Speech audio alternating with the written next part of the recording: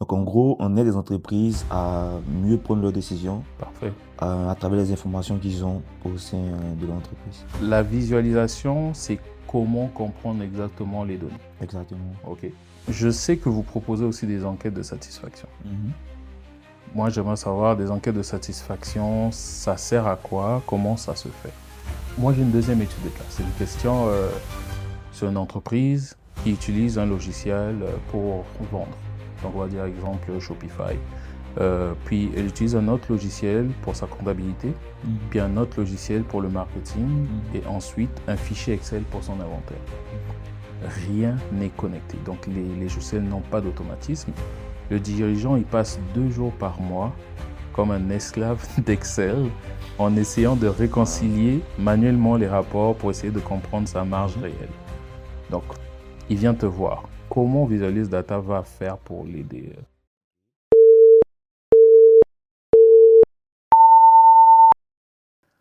Bienvenue dans le réseau, un podcast qui met à disposition des connaissances qui peuvent améliorer ton quotidien. Aujourd'hui, je suis de retour devant la caméra. Ça faisait un bout que vous n'avez pas vu ma belle face. Et là, je suis avec Alix. Alix, qu'on a déjà interviewé une fois, qui nous a parlé un peu de sa passion pour les données, pour Power BI, puis de ses études. Puis là, on va rentrer dans le concret. Donc, en soi, on va découvrir c'est quoi Visualize Data et comment concrètement tes connaissances, tu les appliques pour aider des PME. Ok. Je vais te laisser te présenter donc.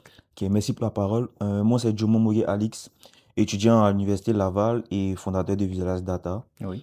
Comme on a dit tantôt, Visualize Data, c'est une entreprise qui propose des solutions au niveau de l'analyse des données, l'IA sur mesure, Mhm. les enquêtes de satisfaction.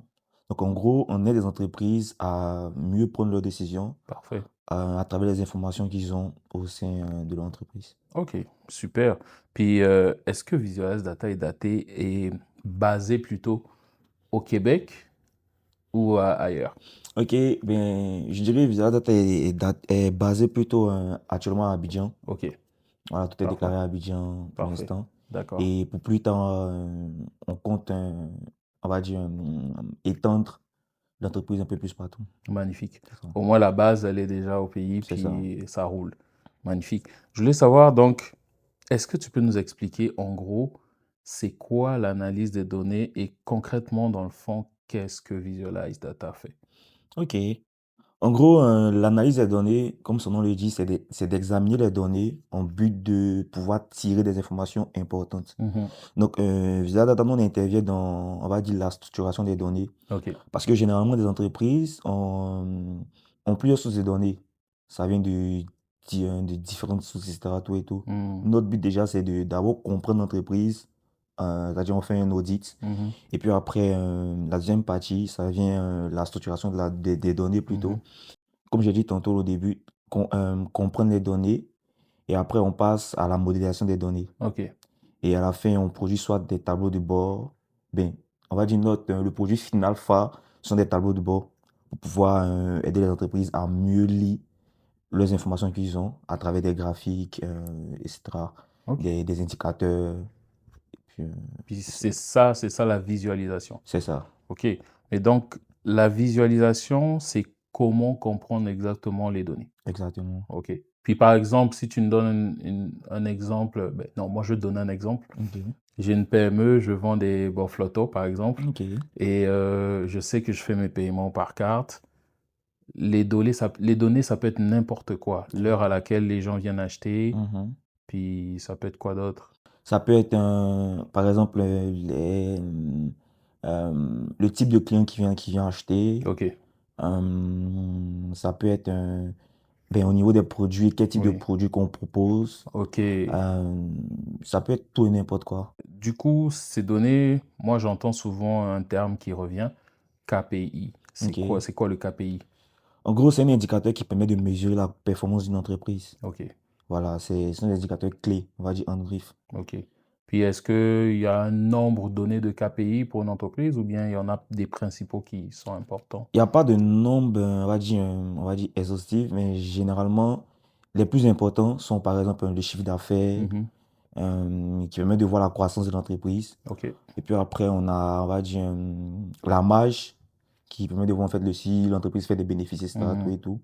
Et il y a un autre KPI que moi je trouve très important qui est le coût d'acquisition d'un client. Ok.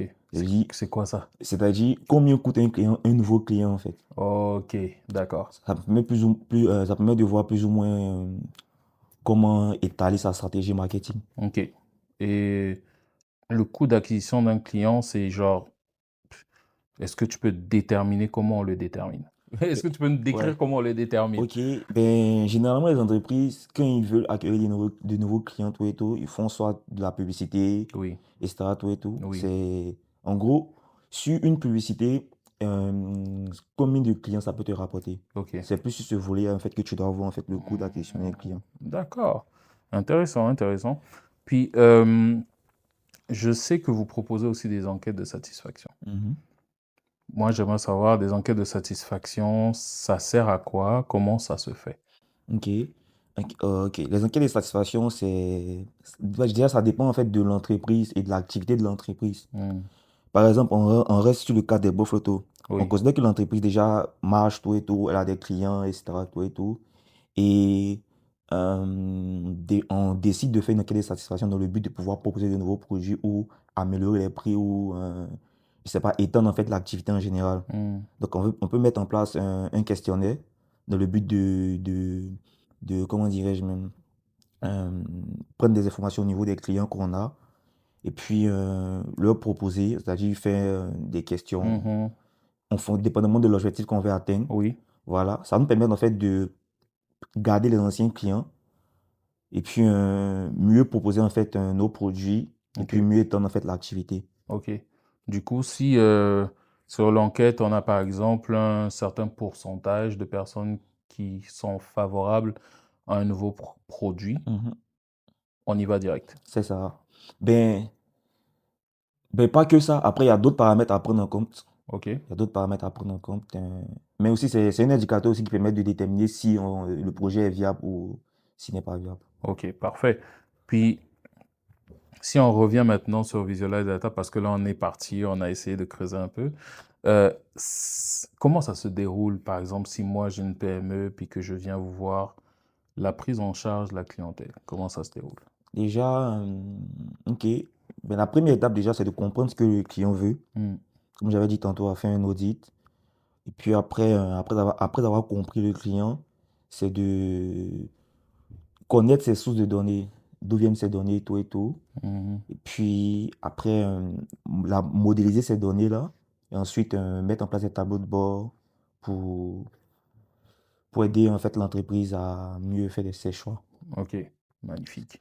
Tu vois, quand tu me dis modéliser, là, moi, je suis comme, comment on modélise? Mais j'ai une étude de cas. Par Ok. exemple, peux-tu nous parler d'un projet, d'une mission, d'une analyse avec une entreprise, hein? Tu n'es pas obligé de nommer vraiment c'est Mhm. quoi le nom, mais tu peux dire dans quel domaine ils sont. Et genre, où vraiment, quand l'entreprise est venue vous voir, puis vous avez travaillé le dossier et vous avez découvert, vous avez montré à cette entreprise que le potentiel était énorme ou bien qu'il y avait une grosse valeur à aller chercher après ça. Ok. Je prends par exemple l'exemple d'une entreprise qui évolue, on va dire, dans le secteur de la fibre optique. Mm. En gros, l'entreprise vend des box Internet. Oui, Et le but, en fait, c'était de trouver, en fait, des zones stratégiques pour pouvoir vendre le box, en fait. ok. Donc, déjà, on a proposé, on va dire, une analyse. Déjà, on a mis déjà en place Ok, un questionnaire pour collecter des informations. C'est la première étape, en fait, pour tout type de projet. oui. Ensuite, à travers les informations recueillies, comme j'ai dit là, c'est plusieurs types d'informations. Mhm. Donc, la modélisation, en fait, des données, c'est de faire donner, on va dire, un- en gros, un thème à l'information qu'on a. Ok, Genre, c'est-à-dire permettre de lire l'information qu'on a le plus facilement possible. Et ça permet en fait de comprendre l'activité en général. oui. C'est-à-dire, ben, permettre de faire des choix, on va dire en termes de zone, sur les endroits où on peut mieux vendre nos box, on peut Mhm. installer en fait comment dirais-je, nos outils je sais pas, de connexion, etc. Tout et tout. Ok. Mais du coup, cette compagnie-là, vous avez fait un questionnaire, vous avez demandé à la population de ces zones? Ouais, Ok. on a demandé à la population de ces zones-là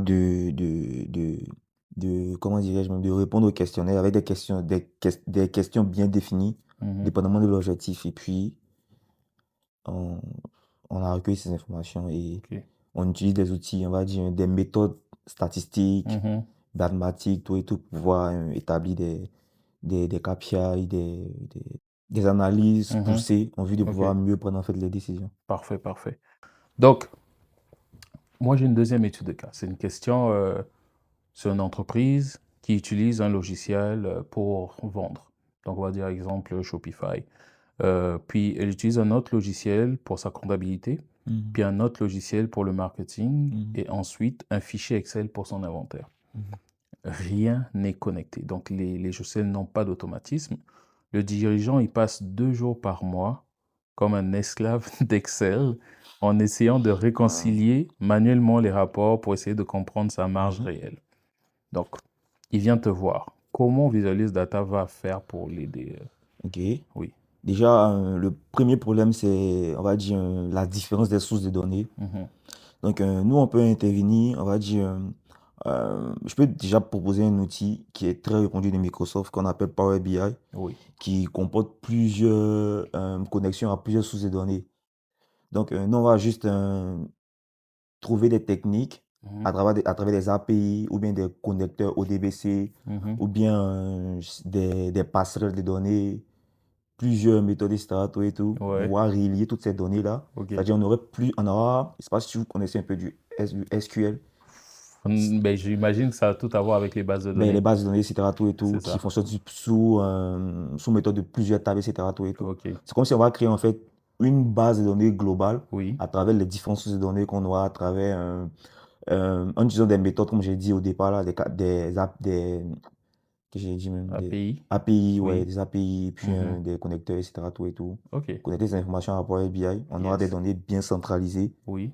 Et puis, on va travailler les données, que ce soit le traitement des données, euh, euh, c'est ça, faire l'analyse complète en fait des données OK. Tout ça dans Power BI. en Power BI. Et après, maintenant, à travers ces données-là, on va les résumer à travers des graphiques. OK. Parfait. Et cette étape-là, quand elle est faite, on va dire, ça permet d'automatiser en fait l'activité. On n'a plus besoin de venir refaire en fait les mêmes étapes plusieurs fois. Manuellement, c'est ça. Voilà, donc ça ressemble à une sorte d'application en griffe. Hmm. Donc, c'est un peu ça. OK. Magnifique. Du coup, là, les résultats que ça donne, ça te permet de gagner du temps. C'est ça. Puis, comme tu as dit, c'est centralisé, donc tu as une vision globale un peu Global de, en de fait tous des les données, c'est résultats. ça. Ah, c'est magnifique. Donc, ensuite, par exemple, on a des entreprises peut-être qui s'y mettent, qui s'y connaissent. Quelles sont les erreurs que tu peux remarquer, par exemple, lorsqu'une entreprise gère ses données? Ben, c'est plus, on va dire, des erreurs au niveau de la modélisation. Mhm. Au niveau de la modélisation, il y a plein d'entreprises qui utilisent les informations sans vraiment les comprendre. Et je crois que c'est l'un des problèmes majeurs qu'on rencontre. Puis aussi, il y a un autre problème de l'utilisation des KPI. Mm, Il y a des entreprises qui utilisent beaucoup de KPI qui n'ont vraiment pas de sens. ok. Donc, ça, c'est le deuxième problème qu'on rencontre. Et puis, je pense que ce sont les deux problèmes que j'ai eu à énumérer pour l'instant. Parfait. Puis c'est quoi les solutions que tu proposerais, par exemple? Ben, des solutions, c'est de venir voir des compagnies, par exemple, comme nous, Ok. pour, on va dire, avoir des formations sur l'utilisation en fait, de leurs données, des Parfait. bons KPI, en fait, dépendamment de l'activité qu'ils mènent. Ok. Et puis, ben, c'est ça. En Ok. gros, contacter des entreprises Expérimenté. spécialisées, ouais, Oui. dans le domaine de la data. Ben, donc, en vrai de vrai, vous rendez le service pour améliorer la clarté, mais vous formez aussi les entreprises. Exactement. Ok. Dans l'utilisation des Dans outils. l'utilisation des Ouais, outils. c'est ça. All right. Mais c'est quoi donc le gros conseil que tu donnerais à une entreprise pour qu'elle s'intéresse à venir te voir pour une formation ou bien pour un service? Comment est-ce que tu peux les attraper, genre aller à la pêche? Ben, déjà, c'est que toute entreprise a besoin de gagner du temps Oui, sur certaines tâches, etc. Tout et tout. oui. Déjà, nous, on peut apporter ça en centralisant en fait toutes les informations et tout. Et puis, on peut le faire gagner aussi en marge. Mhm. On va dire, des données bien utilisées, ça rapporte forcément. Hmm. Ça rapporte forcément, ça permet de mieux comprendre son activité, que ce soit au niveau global ou, on va dire, interne. Oui, Et puis, ça facilite en fait l'activité en général. ok. Donc, quand les données sont bien comprises, forcément, l'activité va marcher. Parfait, parfait. Allez faire checker vos données. Donc, même si tu es vendeur de Bofloto, tu peux toujours trouver ton avantage Exactement. dans la visualisation de données. All right. Dans les prochaines années, on parle d'IA. Tu as Mhm. parlé d'automatisation, et on parle de visualisation de données, mais dans 5 ans, par exemple, où est-ce que tu vois Visualize Data? Dans 5 ans, je vois Visualize Data à proposer on va dire, des applications OK. très puissantes on va dire, dans l'automatisation du traitement des données. Hmm, C'est-à-dire, tu auras, par exemple, une entreprise aura la possibilité de venir, par exemple, entrer son fichier Excel sur un site, en griffe une application, en griffe, et puis automatiquement, ça te sort un rapport OK. automatisé. Mhm. Ensuite, mais je pense que c'est plus sur ça qu'on se focalise Oui. dans 5 ans comme OK. projet. D'accord. Magnifique ça. Ouais. Puis, la dernière question pour moi, c'est est-ce que c'est cher? Ben, je pense que là, en fait, le prix n'a vraiment pas d'importance parce Hmm. que une donnée mal utilisée peut te faire perdre beaucoup d'argent. Hmm. Alors que si par exemple tu prends 5% de ton argent pour, on va dire, mieux comprendre tes données, etc., ça peut te rapporter par exemple 105% en fait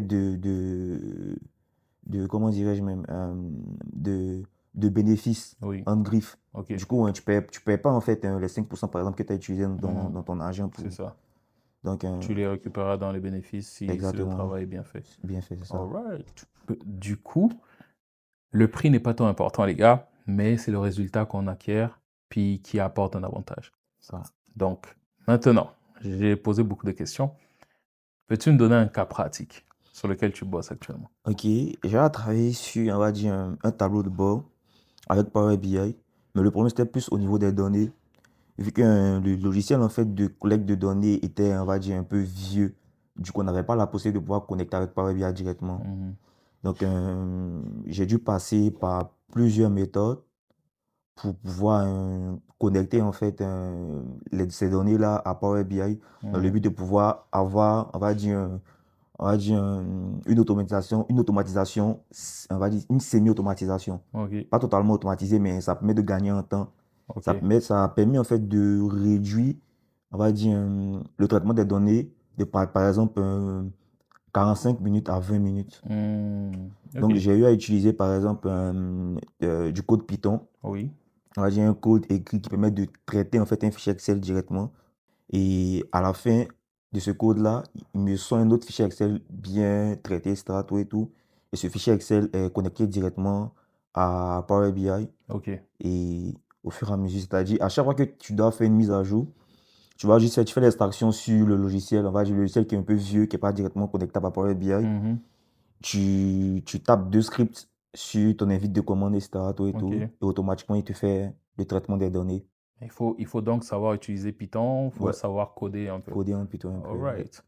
Moi, ça m'a donné une inspiration.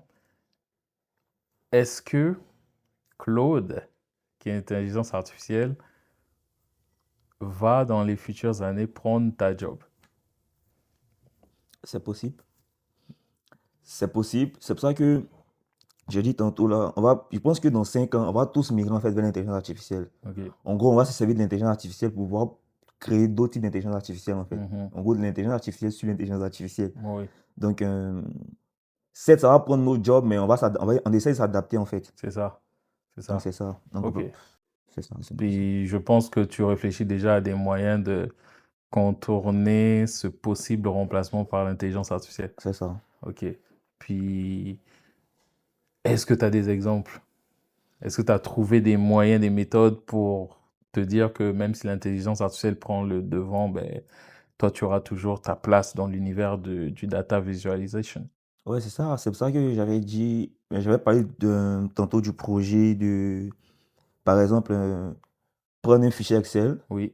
mettre sur une application, on va dire, à travers un truc, Ah et oui, automatiquement, il te sort en fait un ok. rapport bien détaillé. Détaillé. Ok, C'est l'intelligence artificielle qui est derrière. Du parfait. coup, on va se servir en fait forcément d'intelligence artificielle. D'intelligence artificielle. Voilà. Bon, ben, intéressant, intéressant. Ben, écoute, est-ce que tu as une autre chose que tu aimerais partager à nos auditeurs par rapport à la data ou bien un message libre à toi de t'exprimer? Ben, plus un message, je dirais que la data aujourd'hui est, on va dire, une discipline, ben, l'analyse de données en général, c'est une discipline très importante en fait pour toute entreprise qui a envie d'évoluer, qui a envie de faire du chiffre d'affaires. Hmm, Donc, c'est un volet vraiment à ne pas négliger. Informez-vous, formez-vous, allez voir des entreprises spécialisées dans le domaine pour comprendre, on va dire, comprendre en fait vos activités, vos données en oui. général. Ouais. Mhm. C'est plus Parfait. ça comme conseil que je vais donner aux entreprises. Ben, c'est bon, merci beaucoup. Merci. Donc, vous avez écouté le message, visualisation de la data. On remercie ici Alix, qui est cofondateur de Visualize Data. Donc, si vous avez plus de questions, il va mettre ses coordonnées dans la vidéo pour pouvoir le contacter et trouver bonheur dans vos données. C'est ça. C'est ça. C'était le réseau podcast. On se dit merci et au prochain épisode.